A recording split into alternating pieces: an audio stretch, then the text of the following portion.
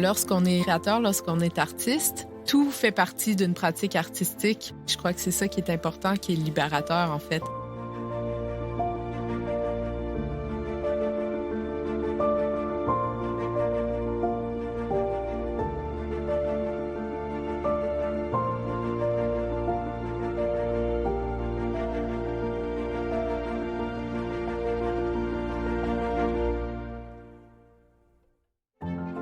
Les femmes de la joaillerie sont passionnées et cultivées, intelligentes et créatives, bosseuses et imaginatives.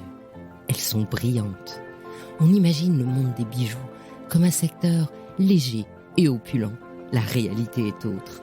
C'est un monde qui exige l'excellence dans tous les domaines, un monde de travail acharné, des artisans d'art aux mains de fée aux groupes internationaux, à la puissance supranationale. Le monde des bijoux, c'est aussi une certaine image de la France qui s'impose depuis le XVIIe siècle. Et dans ce monde protéiforme, les femmes ont dû se sertir une place. Et elles ont réussi parce qu'elles sont brillantes. Dans ce podcast, Brillante, je vous fais découvrir non pas l'envers du décor, mais la réalité du monde joaillier au féminin en interviewant les femmes de la joaillerie. À chaque fois, je leur demande un conseil pour une jeune femme qui serait tentée par ce monde où le scintillement de vitrine cache l'exigence du travail et de l'investissement personnel, pour que la prochaine génération se prépare ainsi à devenir brillante.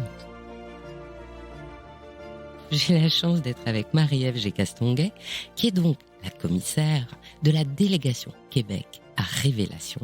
Bonjour Marie-Ève. Bonjour Anne, merci de m'accueillir aujourd'hui. Expliquez-nous déjà, puisqu'on est à Révélation, expliquez-nous déjà quelles sont les créatrices que vous avez choisies et pourquoi. Alors, il n'y a pas que du bijou dans la délégation québécoise à Révélation. Par contre, on a quelques créatrices de bijoux. On a d'abord Josée Desjardins, Catherine Chédy, Aurélie Guillaume et Catherine Grange qui se trouvent sur le banquet. Les autres sont dans les stands. Il y a aussi une exposition entièrement dédiée aux bijoux contemporains du Québec à la galerie La Joaillerie par Maslow, qui s'est faite en collaboration aussi avec moi-même et l'équipe organisatrice et qui est commissariée par Noël Guillaumard et Stéphane Blackburn, tous deux du Québec aussi. Au niveau de la sélection, je me suis concentrée vraiment sur les pratiques contemporaines. Ce sont toutes des femmes artistes qui ont été formées dans une formation assez classique en bijouterie, joaillerie, un travail du métal, des pierres, mais qui ont amené leur pratique de façon un peu plus sculpturale, disons, plus conceptuelle, qui réfléchissent à qu'est-ce que ça veut dire le bijou, qu'est-ce que ça veut dire de porter un objet, le lien avec le corps, le lien avec l'histoire du bijou aussi. Donc voilà, je me suis vraiment intéressée à des pratiques dont le langage et la portée conceptuelle va au-delà de la simple beauté de l'objet finalement. On va commencer par celle qui est première à droite, on va dire, ou première à gauche, bon bref. Ouais. Donc Catherine qui travaille sur les objets de sa vie qu'elle remet dans un autre contexte. Oui, vous parlez de Catherine Chédy avec les silex. Son atelier et sa maison, qui est le même lieu finalement, est située à Lévis, donc sur le bord du fleuve Saint-Laurent, juste en face de la ville de Québec en fait. Puis Catherine, dans sa pratique artistique, inclut beaucoup de recherches de matière à même son environnement. Elle se promène sur le bord des berges du Saint-Laurent et ramasse des pierres qui sont amenées à la rive par le fleuve. Et elle retrouve beaucoup de silex. Le silex, par contre, n'est pas un minerai qui est originaire d'Amérique, il vient d'Europe. Et dans l'histoire, l'époque de la colonisation, quand les Européens sont arrivés de notre côté de l'océan, ils arrivaient avec des bateaux vides pour ramener des marchandises de l'Amérique du Nord à l'Europe.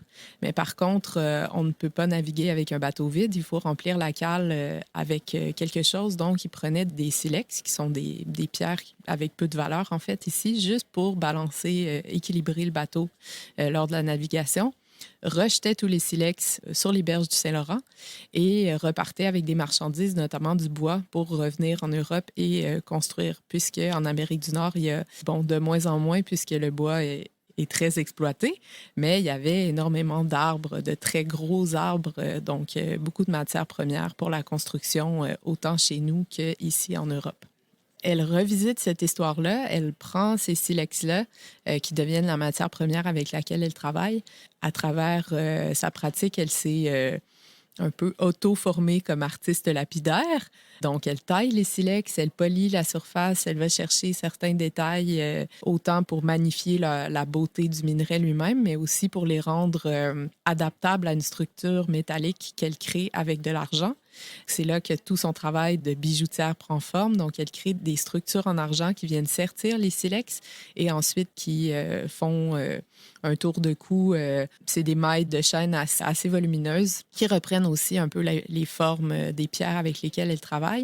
Puis, avec toute cette histoire-là de équilibrer les bateaux pour la navigation, il y a toute l'idée d'équilibre. Quand on porte les colliers, on sent le poids du silex qui se situe sur la poitrine, puis la façon dont elle crée les sertissages pour ces pierres-là, puis la façon dont la chaîne est accrochée au silex, il y a vraiment une présence de la sensation de recherche d'équilibre de la pierre, autant visuelle que sensorielle quand on porte le bijou.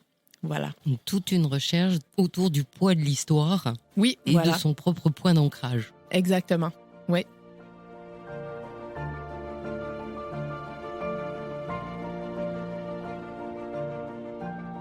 En face, la bijoutière a mis en scène dans un bonhomme en bois, une sorte de présentoir totalement spécial, qui est à la fois 3D, c'est-à-dire qu'il y a les petites vitrines où on voit les objets et il y a la petite vitrine où on entend et où on voit son histoire. Elle a pris des objets de son enfance, de son père et de sa mère, elle les a déconstruits, reconstruits pour créer des objets et des bijoux. Exactement. Donc, on parle ici de Josée Desjardins. Josée a une formation en bijouterie, joaillerie, mais je dirais est une artiste multidisciplinaire, autant au niveau de la sculpture, de l'installation. Elle fait de la performance. Donc, elle a vraiment amené sa pratique dans toutes sortes de directions. Puis, l'installation qu'elle présente ici à Révélation inclut, comme vous l'expliquez, une œuvre présentoir qui a été conçue par elle-même, mais faite en collaboration avec un ébéniste.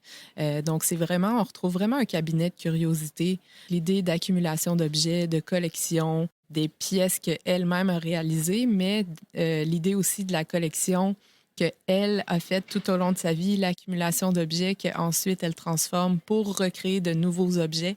Donc, l'idée de qu'est-ce qu'on garde, qu'est-ce qu'on rejette à travers le temps, les souvenirs qui sont attachés à tout ça. Des fois, il y a des objets qui ont peu de valeur intrinsèque, mais qui ont une valeur sentimentale très importante pour un individu en particulier, mais pas nécessairement pour quelqu'un d'autre. Donc, c'est toutes ces thématiques-là qu'elle explore à travers son travail. Et c'est finalement des thématiques qui sont assez sensibles, plutôt sérieuses, mais qu'elle rend de façon très, très ludique finalement. Donc, ça devient une espèce de, comme je disais, un cabinet de curiosité, mais ça prend, comme vous l'évoquiez, la forme d'un espèce de personnage assez ludique, un peu un clown. Il y a un klaxon sur le dessus de la sculpture. Donc, elle a tout cet aspect-là de la notion du jeu, en fait, à travers les souvenirs. Puis, c'est un peu comme une espèce de casse-tête à reconstruire de sa propre histoire à elle, puis de l'histoire des gens qui l'entourent. C'est sûr que c'est un travail qui est très personnel, mais je crois que tout le monde peut se rattacher à ces objets-là un peu curieux d'une façon différente. Puis il y a une belle, très belle poésie dans son travail, autant en bijoux qu'en très petite sculpture. Il y a quelque chose d'intime dans son travail qui ramène aussi à la notion de souvenir, d'attachement personnel aux objets. Attachement et détachement, en fait. Donc, ce qu'on garde, ce qu'on rejette. Voilà. Oui, j'ai noté notamment un foulard qui est le foulard de scout de l'un de son papa, l'autre de sa maman, sur lequel elle a mis une broche en plexi qui entoure un autre objet qui est une boucle d'oreille de sa maman. Oui. Et donc comme ça, on relie le lien filial avec cet objet qui quelque part la symbolise elle, puisqu'elle est à l'injonction du papa et de la maman. Oui. Voilà, elle recrée elle-même les narratifs finalement, autant depuis sa propre perception des événements qui ont forgé sa personne, son parcours, puis elle les déconstruit, elle les reconstruit à sa manière finalement. Voilà.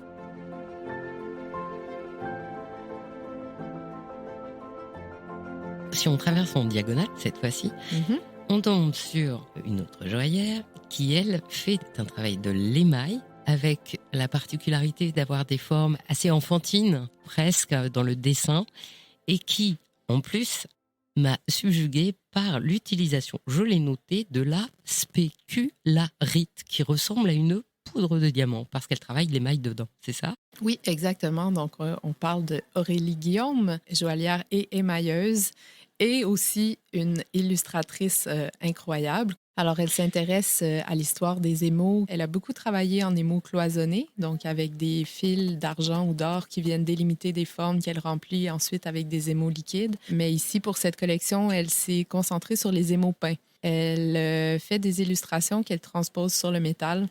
Encore une fois, on est beaucoup dans le ludique. Donc, on a beaucoup de petites fleurs, des canards, des scènes de la vie quotidienne avec des petits visages souriants. Donc, voilà, il y a plein de petites surprises à découvrir dans son travail. Elle fait autant de l'objet que du bijou.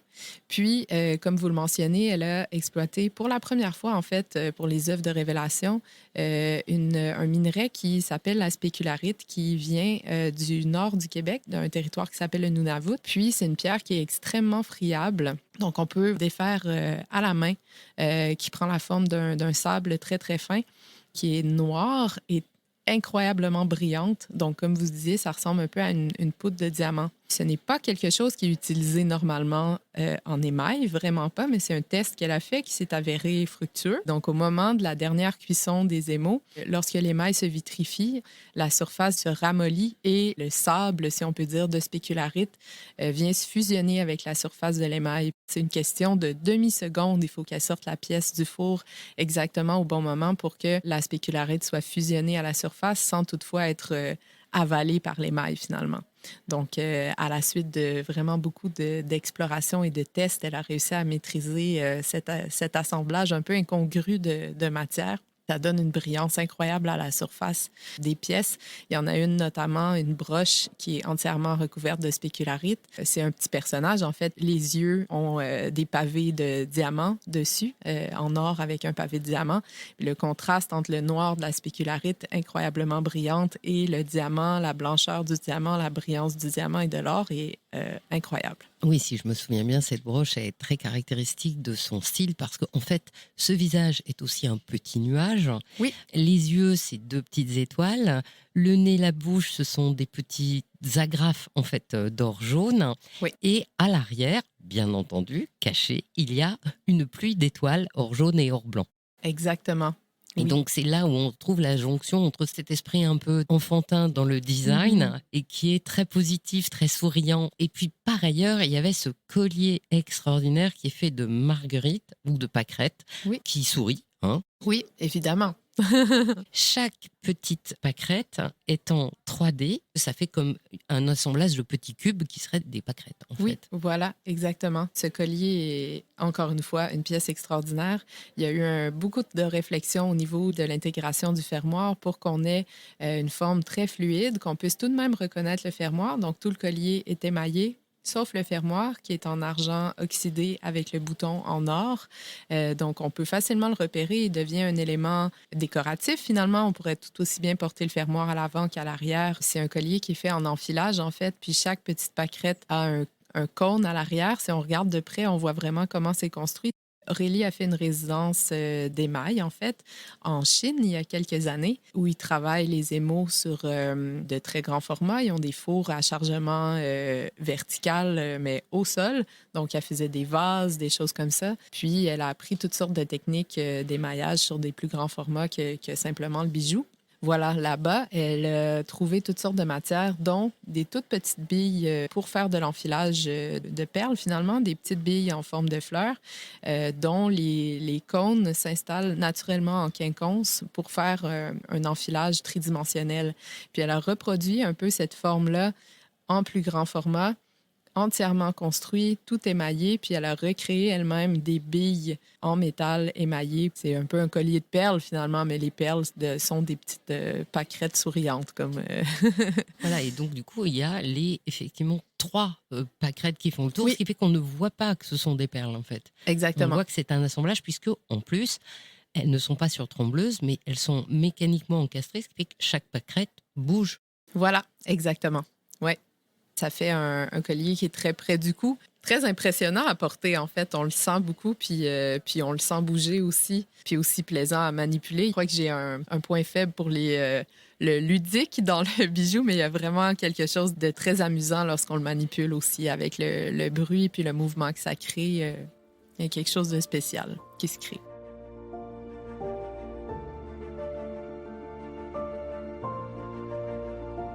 Et la dernière joaillière que l'on a visitée, elle a une collection qui s'appelle Frugivore. Oui, bijoux frugivore, effectivement. Donc, son nom, c'est Catherine Granche. Catherine travaille autant le métal que la céramique, donc la porcelaine et la faïence. En fait, je dois dire, Catherine, avant de se lancer dans cette carrière, a fait plusieurs choses, dont de l'horticulture. Son passé d'horticultrice transparaît énormément dans son travail. Donc, elle s'intéresse beaucoup aux fruits, la façon dont les fruits et les plantes flétrissent, vieillissent, puis le lien que ça a avec le vieillissement du corps. Puis, elle s'intéresse à la renaissance des êtres vivants, finalement. Les humains, mais aussi les plantes et les fruits qu'elle utilise comme métaphore pour parler de celui qui porte le bijou, finalement. Donc, on retrouve autant des cerises, des poires un peu flétries qui sont soit moulées, soit façonnées en céramique, que des graines, des semis, des noyaux. Donc, on a l'idée de ce qui reste, le noyau, de ce qui va devenir un nouveau fruit. Donc, le noyau est aussi la graine qui va donner naissance à un nouveau fruit. Puis, le fruit en train de se flétrir, qui va éventuellement disparaître, laisser son noyau seul, qui va donner un nouveau fruit. Donc, il y a l'idée de ce cycle-là dans son travail. Elle travaille beaucoup les faux finis, les dorures, autant sur le métal que sur les pièces de céramique, avec des lustres dorés, des plaquages d'or sur les pièces en argent. C'est des plaquages très visibles. Elle essaie pas de faire comme si c'était de l'or. On voit que c'est plaqué, puis elle joue là-dessus énormément. Puis après, au niveau des formes, il y a toute l'idée de... Quand on pense à la Renaissance, quand on avait une bague avec un pomander en suspension sur la bague, avec des choses qu'on peut sentir dedans, qu'on rapproche près du visage, les boutonnières, les choses qui se portaient à la ceinture. Donc, elle joue beaucoup sur cette iconographie-là dans ses bijoux, toujours dans des choses qui sont en suspension. On sent la gravité, la pesanteur des objets. Il y a une gestuelle qui se crée lorsqu'on porte les pièces. Elle se balance sur le corps lorsqu'on les porte. Donc, elle pense beaucoup à la façon de porter. C'est très important. La performance de porter le bijou est très importante dans son travail. Ça ne fait pas une chaîne auquel on suspend quelque chose. C'est une chaîne auquel est suspendue une sorte de sac en maille, comme on les voit aujourd'hui, oui, qui est en métal précieux, et dans lequel on peut mettre ces fameux fruits. Oui. Qui sont quelquefois très imposants. Hein. Ça marche par 2-3 poires. Oui. En porcelaine, ça a quand même du poids. Et donc, ce sont des objets qu'on peut mettre dans le filet. Oui. Ou enlever, ce qui donne donc une sorte de sautoir, mais très long, qui arrive pratiquement au pubis, donc très, très, très, très long, et qui donc va bouger et peser quand on se déplace. Exactement. Par ailleurs, il y a des petits fruits, et ces petits fruits-là, ils sont enroulés autour des mailles de filet. Je sais qu'il y a une composition avec des sortes de cerises. Chaque petite cerise est émaillée. Elle a au bout de sa petite queue une petite feuille, et c'est la petite feuille et la jonction des deux qui permet de le glisser dans les mailles. Et donc, on a l'impression d'un ruissellement de cerises autour du corps. Exactement. Puis en fait, les filets que vous évoquez, bon, étant donné qu'on parle de fruits, elle a fait une référence un peu loufoque, si on peut dire, aux filets. Vous savez, les sacs en filet qu'on prend pour faire les emplettes. Donc, c'est un peu ça qu'elle cherche à représenter. Puis, l'idée d'avoir la pièce de faïence ou de porcelaine qu'on peut enlever, ça devient une sculpture. On la laisse de côté, on porte que le filet ou on peut la porter à l'intérieur du filet. Puis, les pièces avec le ruissellement de cerises, en fait, on pense à un panier percé. Les cerises, qui sont toutes petites, passent à travers les mailles du filet, sont tout autour comme si elles allaient toutes tomber. Donc, il y a tout ce jeu-là sur l'idée des fruits qu'on transporte. La notion de longueur que vous avez aussi mentionnée. Donc, effectivement, les bijoux sont très, très longs. Puis quand on parle le cycle de vie et de périssement des aliments et du corps humain aussi, on pense aussi à la notion de reproduction, de sexualité. Donc, il y a tout cet aspect-là qu'elle cherche à représenter aussi avec ses bijoux. Donc, c'est voulu, en fait, que les bijoux, ça se retrouve, comme vous le disiez, vraiment à la hauteur du pubis. Donc, c'est vraiment dans son propos, ce rapport-là vraiment avec le corps, puis avec les fonctions corporelles, les fonctions des fruits en relation avec les fonctions du corps. Donc, voilà. Et à la Galerie par Maslow, vous exposez vos pièces. Oui, effectivement. Une broche et 2 colliers qui sont des pièces principalement en argent, mais qui intègrent pour certaines du bois et du papier. D'abord, il y en a une qui s'appelle Silence. Elle est toute noire. J'ai cherché à travailler avec les contrastes de surface lisses et les motifs, puis j'ai cherché à créer des compositions un peu, un équilibre visuel et un chaos visuel à la fois. Donc, je travaille de façon intuitive. Je crois que je suis meilleure pour parler du travail des autres que du mien. Mais voilà, je cherche ce moment-là d'équilibre entre le calme et le chaos.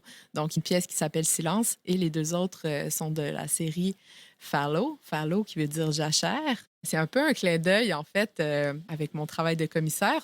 Tout ce qui se passe à Révélation, ça fait 3 ans, moi, que je travaille là-dessus. Pas à temps plein, mais presque. Donc, mon travail d'atelier prend beaucoup, beaucoup moins de place. Puis, en fait, je dis toujours un peu à la blague que je suis en jachère de création. De création, je crée d'une autre façon. En fait, créer des expositions, c'est une autre façon de m'exprimer pour moi.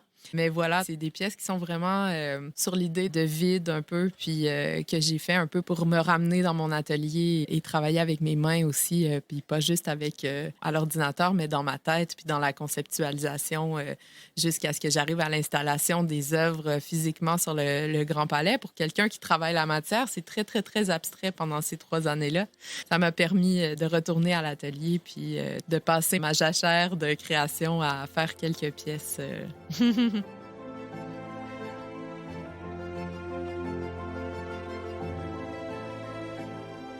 Révélation cette année a 10 ans. Et donc, Oui. effectivement, le Québec est le pays à l'honneur. Évidemment, dans Révélation, je comprends, c'est une ode à la création et à l'art contemporain. Maintenant, quelle est la caractéristique d'un bijou du Québec? Est-ce que un bijou du Québec, il y a des inspirations, les Premières Nations un peu? Quelle est la segmentarisation, j'allais dire, des bijoux? Ce qu'on appelle vraiment le bijou contemporain, j'aime pas toujours ce terme parce que je trouve que ça veut pas dire grand-chose. Contemporain, ça veut dire que c'est fait maintenant, mais tout peut être contemporain. Mais bon, ce qu'on appelle comme ça souvent, c'est très niché, c'est un très petit milieu au Québec. Après, nous, on a des écoles de bijouterie joaillerie qui sont assez... Les fondateurs de ces écoles-là, à la base, souvent venaient d'Europe, venaient de Belgique, de Suisse, de France. Donc, il y a beaucoup un héritage de ce qui se fait ici, qui est venu au Québec dans le milieu de la bijouterie joaillerie. Puis ensuite, je crois que cette transition-là qui se fait beaucoup depuis les 15 dernières années vers le bijou qui est vraiment plus d'expression, un peu plus conceptuel, si on peut dire. Mais ça se passe dans un moment où les frontières entre les métiers d'art proprement dit, les arts visuels et le design sont légèrement en train de tomber dans une mouvance qui est très influencée par le milieu académique nord-américain. On le voit ici aussi, je pense peut-être moins en France, mais beaucoup dans des pays avoisinants, en Allemagne notamment, peut-être aux Pays-Bas, particulièrement dans le milieu du bijou. Il y a quand même des pratiques très, très éclatées. Si on pense aux grands événements comme Schmuck, des rendez-vous internationaux, mais il y a quand même des choses incroyables qu'on retrouve là-bas. Il y a eu un peu de Québec là-bas dans les dernières années, mais encore bien peu. Donc, on commence un petit peu à arriver là-bas depuis les années 2005-10. Et il reste que c'est un assez petit milieu. Sinon, il y a une assez grande industrie de la bijouterie joaillerie, particulièrement à Montréal, ailleurs aussi au Québec, mais côté industrie, ça se passe surtout à Montréal. On est moins dans le travail de la joaillerie au sens traditionnel du terme, du sertissage de pierre et tout ça, mais dans la bijouterie, le travail des métiers s'en fait beaucoup, beaucoup, beaucoup. Et si on oublie un peu le côté contemporain, est-ce qu'il y a un bijou typique du Québec? Est-ce que ça existe? Je crois que je dois malheureusement dire que non. Est-ce qu'il y a une influence ce que vous appelez les Premières Nations dans le bijou? C'est un sujet assez délicat parce que malheureusement non. Puis je dois dire que autant dans le bijou que dans les autres métiers d'art auxquels on pense traditionnellement, on va penser à la céramique, le verre, l'ébénisterie, etc. Donc, tous ces métiers d'art-là, moi, très naïvement, quand j'ai commencé la sélection pour Révélation, je me suis dit, bon, je vais aller chercher autant des créateurs des Premières Nations que des créateurs dont les lignées sont au Québec depuis 450 ans, mais quand même issus de l'immigration européenne. Je voulais aller chercher toutes ces belles personnes-là, mais au côté Premières Nations, il n'y en avait pas vraiment. Ces pratiques-là, il reste quand même que c'est un héritage européen. Pendant très, très, très longtemps, on essaie de se réconcilier avec les Premières Nations au Québec, avec les peuples autochtones. En fait, il y a les peuples autochtones inclus les Premières Nations, les Inuits et les Métis. Pendant très longtemps, c'était très segmenté. On se parlait très peu. On en trouve peu dans nos écoles ateliers, au Conseil des métiers d'art. Donc, il n'y a pas beaucoup de dialogue qui se fait. Révélation sert aussi à créer ces ponts-là. Mais au niveau bijoux, quand on pense à du bijou qui est des pratiques autochtones, on pense énormément au perlage de billes de verre, le travail plus du cuir, des choses comme ça, mais vraiment dans le travail des métaux, il y en a très, très, très peu. Et donc, en fait, si on va à Montréal ou au Québec et qu'on trouve des bijoux des Premières Nations, en fait, c'est des attrapes touristiques. Ben, oui, il y en a que c'est des attrapes dans le sens où c'est des reproductions. Énormément. Ça aussi, c'est un autre problème. Il existe quand même vraiment un travail très traditionnel chez les Premières Nations qui est de cuir, de perles. Le travail avec les aiguilles de porc-épic aussi, il se fait un travail incroyable avec cette matière-là, mais c'est moins dans l'expression individuelle. Puis, moi-même, je me questionne quand je parle de ces choses-là. Est-ce que l'expression individuelle prévaut sur l'expression collective? Ça aussi, je crois que c'est un concept occidental auquel moi, je suis exposée. Naturellement, j'ai l'impression que ça prévaut, mais il y a un questionnement à se poser aussi. Chez nous, on est beaucoup dans les questions de décolonisation, essayer de s'ouvrir justement au premier peuple, puis avoir plus de dialogue. Puis j'aime beaucoup le concept d'autochtonisation, donc plutôt que de encore une fois, quand je parle moi-même d'expression individuelle versus expression collective, il faut que je déconstruise mon idée personnelle que l'expression individuelle d'un artiste prévaut sur l'expression d'une culture. C'est ça. Et donc, tout ce savoir-faire avec le cuir, l'enfilage et les aiguilles de porc-épic, ils se l'enseignent, eux, et vous n'avez pas accès à cet enseignement. Vous disiez qu'il n'y avait pas de pont. En fait, c'est beaucoup plus des transferts de connaissances qui se font de façon plus informelle, en fait, pas nécessairement dans les écoles. Ça va être de génération en génération. Dans la collectivité, ils vont s'apprendre des techniques. Le perlage, c'est quelque chose qui se fait autour d'une grande tablée. Il y a des liens à faire avec le travail de la courte pointe où on imagine des cercles de femmes qui travaillent les courtes pointes ensemble. Donc, le perlage, c'est un peu cette notion-là aussi. Il y a une œuvre perlée. Bon, c'est pas du tout du bijou, mais il y a une œuvre entièrement perlée dans un des stands de l'artiste Nico Williams. Il était 10 à travailler sur cette œuvre-là pendant 1 an. Donc, il y a toute cette notion-là de rassemblement, de travail collectif qui est très importante dans ça. Puis voilà, je ne sais pas si j'ai répondu à la question, je me suis un peu évadée, mais... Non, ce que vous dites, en fait, c'est qu'encore plus que la transmission d'un savoir-faire, quel qu'il soit des Premières Nations ou pas, là, c'est la transmission d'un faire ensemble qui est compliqué et qui n'est pas dans nos normes, en fait.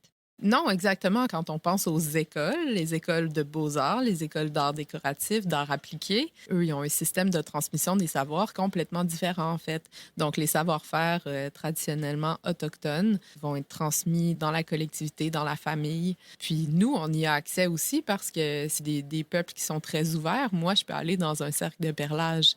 Puis eux aussi, ils sont les bienvenus dans nos écoles de bijouterie. Mais je crois que c'est juste traditionnellement, c'est pas les mêmes compréhensions des modes de transmission des savoirs, en fait.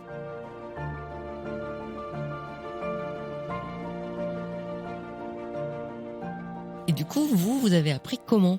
Moi, j'ai appris à l'école de joaillerie de Québec. Ça fait une 12aine d'années. Je sais que joaillerie en France, c'est vraiment associé aux bijoux ornés de pierres précieuses où le métal devient un peu plus un support pour les pierres, mais chez nous, c'est pas exactement ça qu'on entend par joaillerie.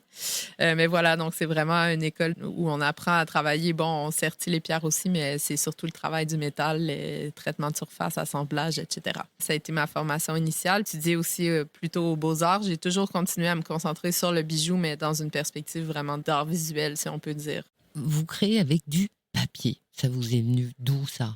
Je m'intéresse à la dualité entre la durabilité du métal et l'éphéméralité du papier. quand on fait les fouilles archéologiques, on retrouve des bijoux, on retrouve de la céramique, des pièces portées, donc le métal reste, le papier, et c'est très éphémère.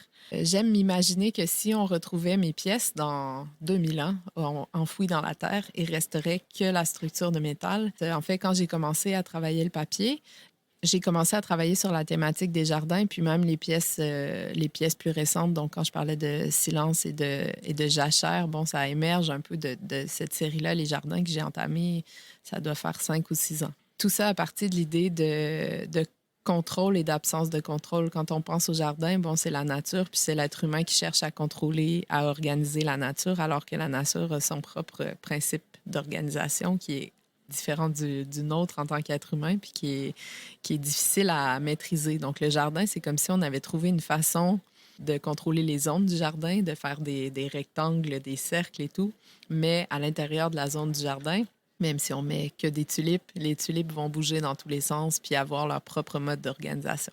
Donc, c'est un peu ça que je cherche à créer avec mes bijoux. Moi, je contrôle la structure de métal. Après, j'intègre du papier dedans. Donc, c'est vraiment des pétales de papier qui sont brodés sur un fond en coton. Les pétales sont mobiles. Donc, au moment où on porte les pièces, les pétales bougent dans tous les sens. Peut-être qu'il y en a qui tombent, un peu comme les pétales d'une fleur. Mais ça, c'est hors de notre contrôle à nous. Surtout hors de mon contrôle à moi, parce que moi, je fabrique la pièce, mais une fois qu'elle est sortie de mon atelier, je la contrôle plus. Puis, le contrôle aussi de la personne qui la porte.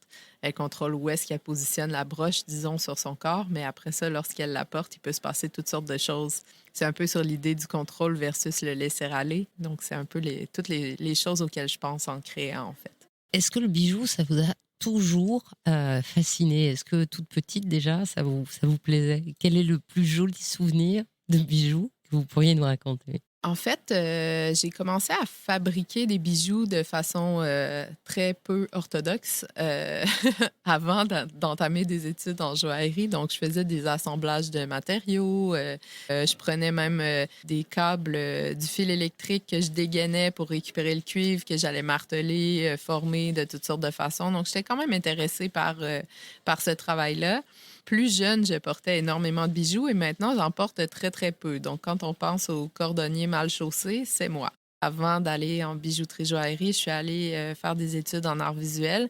Puis, je me rendais compte que tout ce qui était très technique, tout ce qui était sculpture dans le métal, les techniques de moulage, tout ce qui était vraiment joué dans la matière, c'est ça qui me passionnait. C'est comme ça que j'ai décidé d'aller étudier la bijouterie-joaillerie. Ce que j'aime du bijou, je crois que c'est le lien très intime avec l'individu, avec le corps, même le format. Je parle énormément avec les mains. J'aime quelque chose que je peux tenir dans la paume de ma main. Il y a quelque chose de très intime puis d'émotif là-dedans qui me plaît. Donc, même les formats auxquels je me restreins naturellement sans même y penser, c'est toujours quelque chose qui va dans la paume de ma main.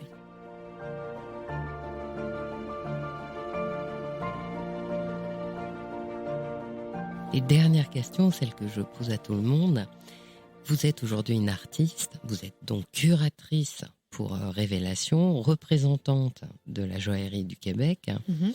Si une jeune femme voulait faire comme vous, qu'est-ce que vous lui diriez? En fait, j'ai toujours de la difficulté à définir quand on me pose la question « Qu'est-ce que tu fais dans la vie, Marie-Ève ?» C'est très long.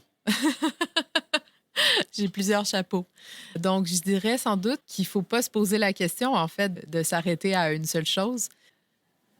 En fait, je crois que lorsqu'on est créateur, lorsqu'on est artiste, tout fait partie d'une pratique artistique, pas juste quand on est dans l'atelier. Je crois que c'est ça qui est important, que moi, j'ai réussi à apprendre avec le temps, qui est libérateur, en fait. Le travail de commissariat, je vois ça un peu comme si les artistes deviennent plein de matières avec lesquelles je travaille, puis j'assemble une grande œuvre qui est l'exposition. Une fois qu'on est dans la matière, on y reste, puis ça influence tout ce qu'on fait, puis tout est pratique artistique, en fait. Donc, c'est un peu cette pensée plus globale-là qui est libératrice, en fait, quand on est là-dedans. Eh bien, merci beaucoup, Marie-Ève.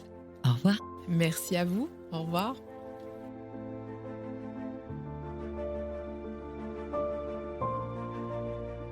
Merci d'avoir écouté Brillante.